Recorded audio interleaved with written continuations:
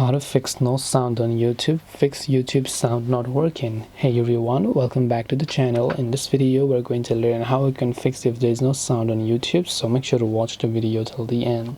So if there is no sound on the YouTube app whenever you're trying to play a certain video, first make sure that it is not a volume issue, right? Because sometimes your volume could have been set to mute, so not ringer and alarm volume, but your media volume needs to be set. So just make sure it is not the issue with the volume. Second thing is that video sometimes could not have audio because maybe due to copyright reasons, so you can try to play another video to try to confirm if actually that is the case.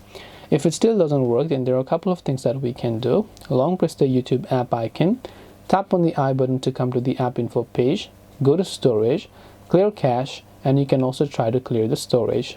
Once done, open up your Play Store or your App Store, simply search for the YouTube app and just check if the YouTube app has an update, and if it does, then just make sure to update it to the latest version.